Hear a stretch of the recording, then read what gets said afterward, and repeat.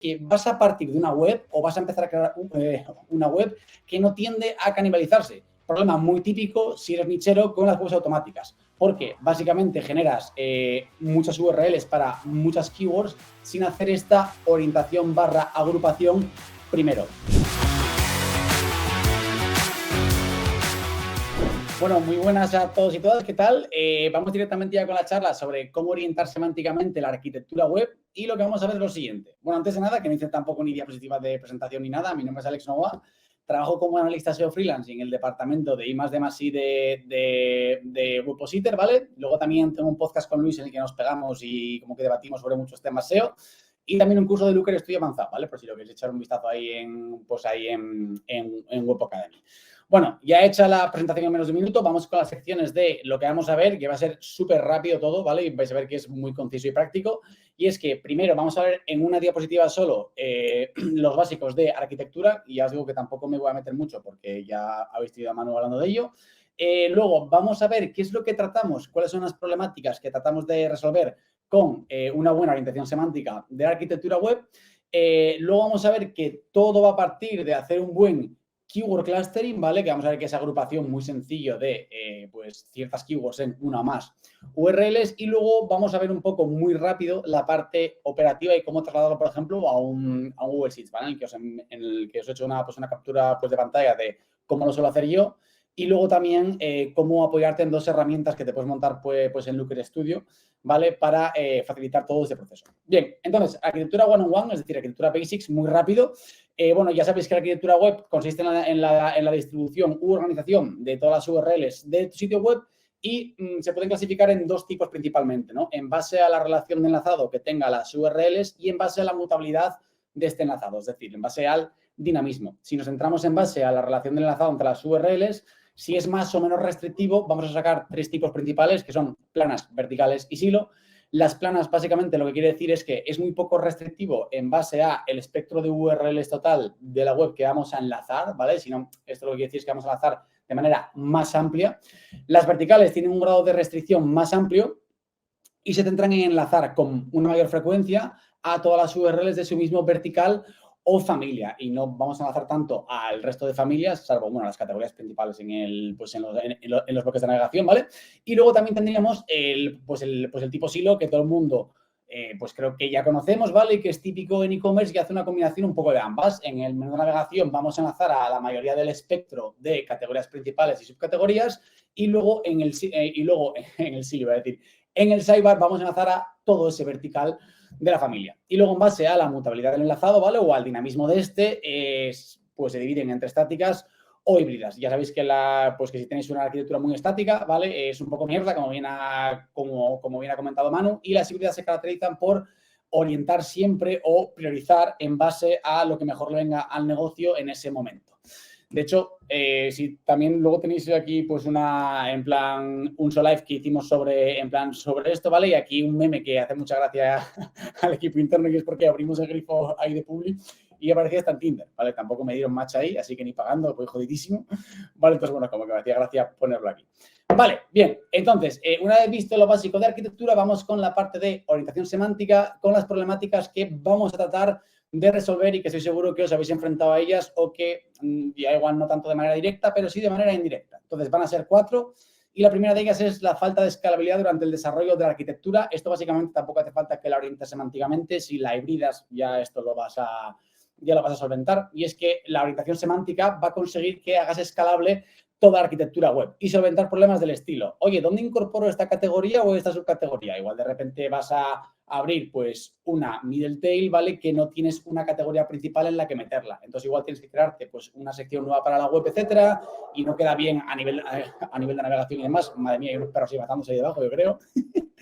Y luego también que no tener familia para URLs para ese tipo de verticales, ¿vale? Entonces, básicamente lo que vamos a hacer es siempre tener una estructura escalable para poder ampliar o reducir sin ningún problema. Luego, esto creo que este creo que va a ser el mayor pro, o bueno, es el mayor pro a nivel de orientar bien semánticamente las arquitecturas, y es que vas a partir de una web o vas a empezar a crear una web que no tiende a canibalizarse. Problema muy típico si eres nichero con las webs automáticas, porque básicamente generas muchas URLs para muchas keywords sin hacer esta orientación barra agrupación primero. Entonces, esto es clave a medida que va creciendo un proyecto y también es clave cuando ya te estás enfrentando a sites grandes, ¿vale? Que al final lo que tienes en un site grande igual es diversas URLs que atacan a diversas keywords que deberían de ir en la misma, ¿vale? Y es un poco el ejemplo que estamos mostrando en la diapositiva, que esta query y esta subquery debería de ir en el mismo documento, en esta parte gris, ¿vale? Pero en verdad, cuando la empezamos a crear, creamos una URL, perdón, una URL X para atacar a esta query y una URL Y para atacar a esta subquery. Cuando en verdad, si la orientamos semánticamente, lo que tendríamos sería una sola URL, en este caso la X, atacando a la query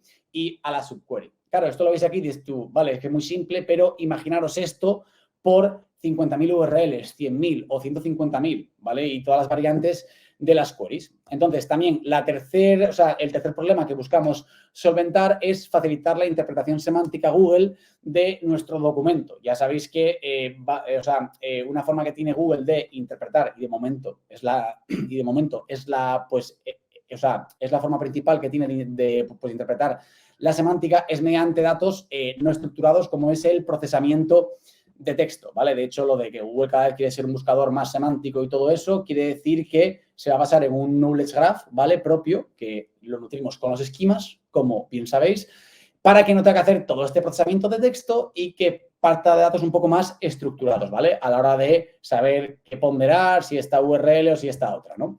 ¿Vale? Entonces, os pongo aquí un ejemplo bastante claro de por qué hay que orientar semánticamente muy bien la arquitectura y tener todo esto en cuenta porque mirar lo que pasa, y es lo que vamos pues, a hablar, ¿no? De que Google se las tira mucho de que soy un buscador semántico, no sé qué tal, pero mirar lo que pasa cuando metemos dos queries sinónimas, cómo varían las SERP. Aquí un poco el caso es que en verdad tendría que ser la misma SERP, pero no. Y fijaros, por ejemplo, para el curso de Looker Studio, vemos que la SERP, cuando ponemos Looker Studio, está dando una SERP en la que prácticamente todo el title principal es Looker Studio, Looker Studio, Looker Studio, Looker Studio, ese fue para mí primero.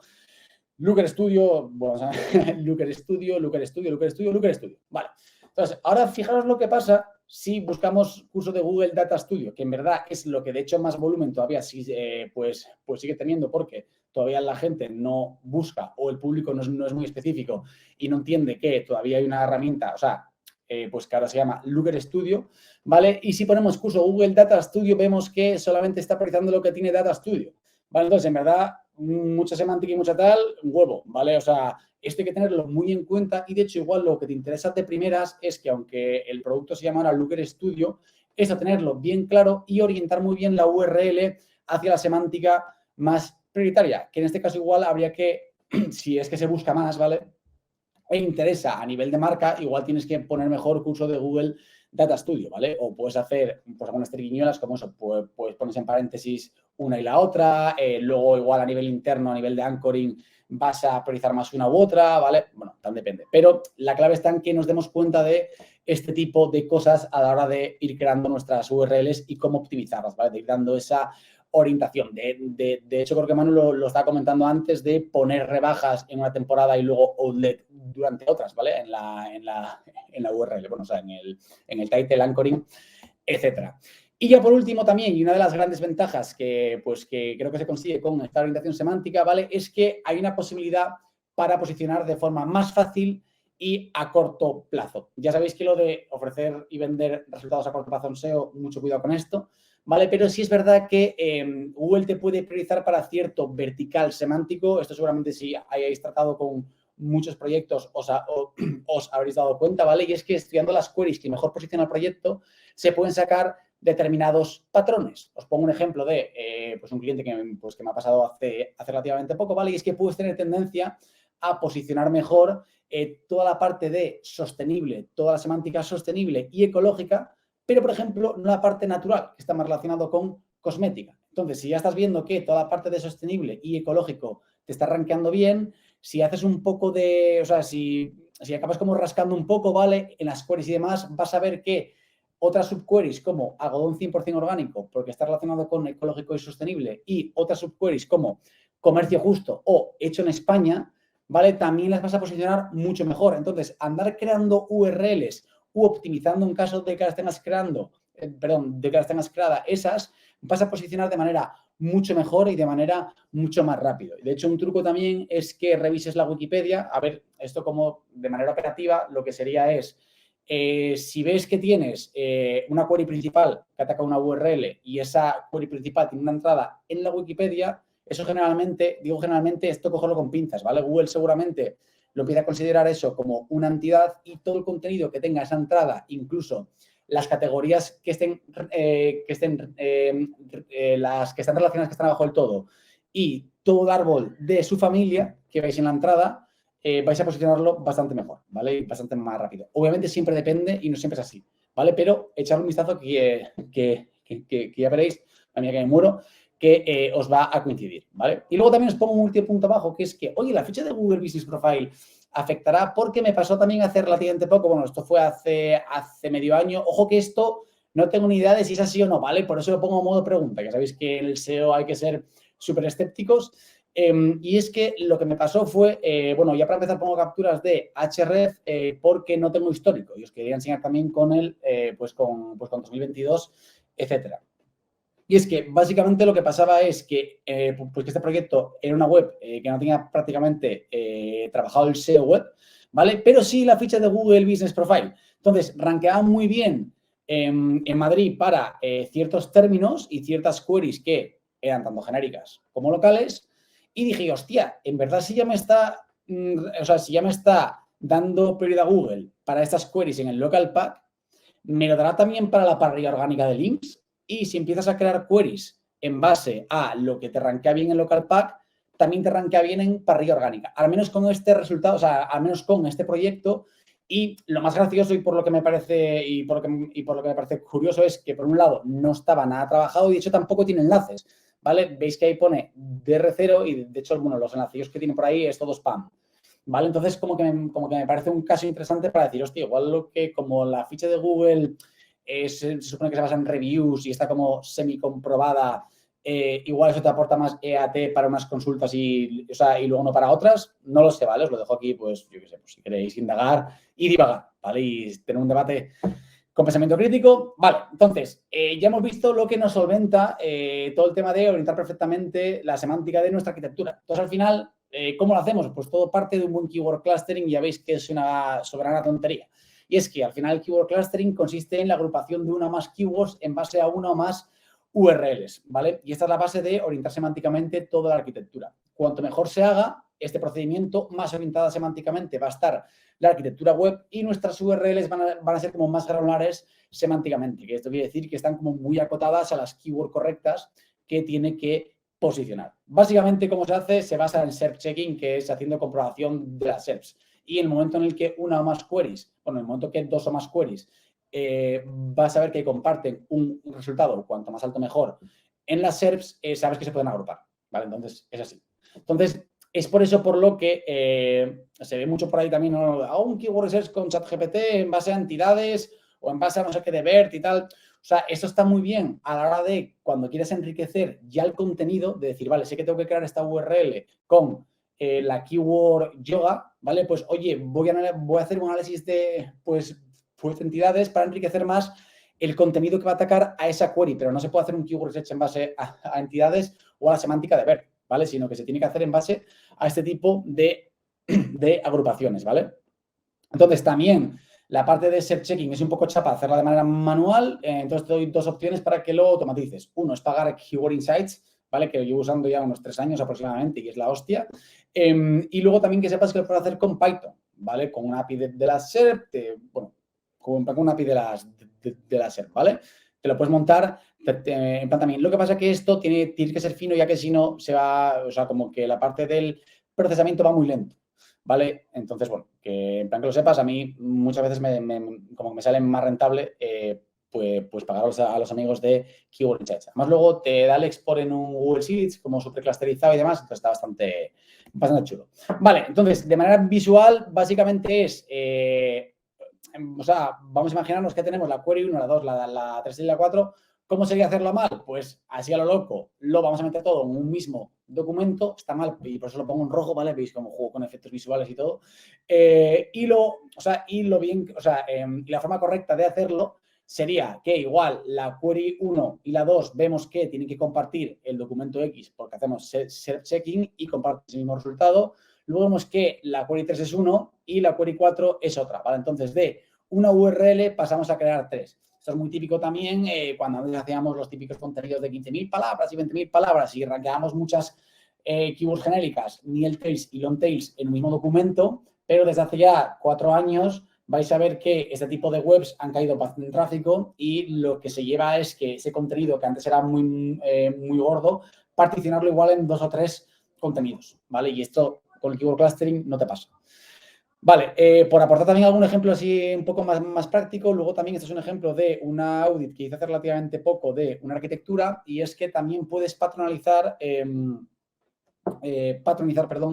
la creación de taxonomías en base a esta orientación semántica, ¿vale? Entonces, aquí lo que estáis viendo es que hemos creado 4 tipos de taxonomías que son esta más esta, esta más esta y esta más esta y ya estamos como diciendo la semántica que vamos a atacar en cada tipo de taxonomía. Pues, por ejemplo, vamos a crear este grupo, que es el grupo 3, y va a atacar siempre a conciertos de la entidad, entradas de la entidad y mejores X de la entidad. Entonces, ya también estamos dando en patrón la arquitectura de manera escalable, ¿vale? Ya estamos orientando semánticamente mediante patrones la arquitectura. Y luego, ya para terminar un poco más a nivel operativo, ¿cómo se podría asentar? Pues aquí, los 4 pasos que habría que hacer sería realizar, por un lado, el keyword clustering, lo que hemos visto de hacer self-checking, ¿vale? Luego, habría que colocarlo en Google Sheets. Esto es lo que suelo hacer yo, ¿vale? Luego, pues, tú puedes hacerlo como bien quieras. Luego, habría que habría que comprobar la consolidación semántica de esto que acabamos de decir, ahora lo vais a entender, ¿vale? Y por último, también habría que optimizar las señales semánticas no estructuradas del documento, es decir, anchoring, title, contenido, ¿vale? Backlinks externos también, perfecto. Bien, entonces, esto os pongo un ejemplo de uno de los documentos con los que suelo trabajar con 3. Este es el de optimización semántica de URLs que se supone que ya están creadas, ¿vale? Entonces, lo que tenemos es, bueno, luego aquí más a la izquierda, que este documento es muy grande. Entonces, luego aquí a la izquierda está todo segmentado y luego aquí a la derecha está toda la parte del workflow de que lo hagan o no. ¿Vale? Entonces, básicamente lo que tendríamos sería, esto es un vertical, ¿vale? Solo, y es la keyword principal. Luego están también las subqueries aquí metidas, ¿vale? Lo que pasa es que en este caso no hay subqueries. De hecho, veis que el volumen total es muy bajo, ¿vale? Es porque son nil tails. Pero si tenemos una query principal y una o varias subqueries, se ponen directamente aquí en la casilla a modo de comentario. Entonces, todo esto es el keyword clustering, ¿vale? Y cada registro es una URL que voy a crear. Entonces, ahora que hago eso, yo lo tengo aquí, ¿vale? En lo que entramos sería en la fase de consolidación semántica. Y básicamente es, vale, yo voy a crear esta URL que va a tener estas queries. ¿Tengo alguna URL que sea top señales ahora mismo, que me esté rankeando? Eso es fundamental, ¿vale? Entonces, veo que es esta y digo, ¿es la canónica? Es decir, ¿esta URL tiene que atacar a esto a esta query y a estas subqueries? ¿Sí o no? Entonces, en caso de que sí o de que no, le indico cuál es la canónica y si en caso de que no sea la canónica, porque la canónica es esta, igual hay que hacer cierta consolidación semántica, ¿vale? Pues es decir, hay que hacer canonicals o hay que hacer redirects 301. En este caso, aunque no sea la canónica, pongo que no hay que hacer ninguna consolidación porque en este caso la URL, aunque no sea la canónica, está arrancando primera para esta query. Entonces digo, pues no vamos a hacer nada, ¿vale? Pero tenerlo así controlado. Entonces hay que hacer así con todos los registros e ir trabajando por verticales, ¿vale? Entonces hacer esto es un poco chapa, pero que sepas que también te puedes ayudar de herramientas con Looker Studio. Por ejemplo, aquí lo que tenéis es, para este proceso de consolidación semántica, puedes montar un Looker Studio de canibalizaciones, que esto se lo fusilé a Hanna algo, luego os pongo el link por Twitter, ¿vale? Obviamente siempre un poco enriquecido, ¿vale? Pero aquí lo que estáis viendo es que, imaginaos que queremos crear pues una URL para consultor SEO en Web Academy, entonces lo que hacemos es, buscamos entre todas nuestras queries y ya estamos arrancando consultor SEO, vemos cuántas landings rankean y sobre todo lo más importante es que aquí abajo vais a ver el evolutivo de la visibilidad de esas URLs para la query en concreto, porque al final no es que igual tengo dos URLs y si lo ves a modo tabular ves que ambas tienen pues una 500 impresiones y otra 1000, sino que lo importante es ver cómo ha evolucionado eso a lo largo del tiempo. Entonces, aquí, por ejemplo, lo que vais a ver es que una era importante antes y cayó y ahora subió otra. Bueno, esto es porque es una redirección, ¿vale?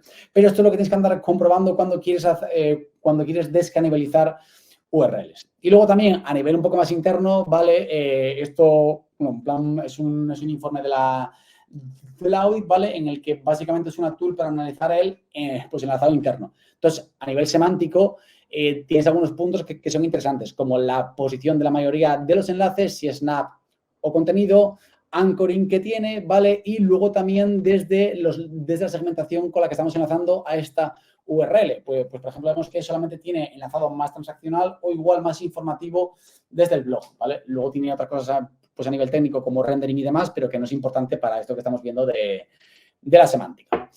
¿Vale? Y nada, creo que ya acabó.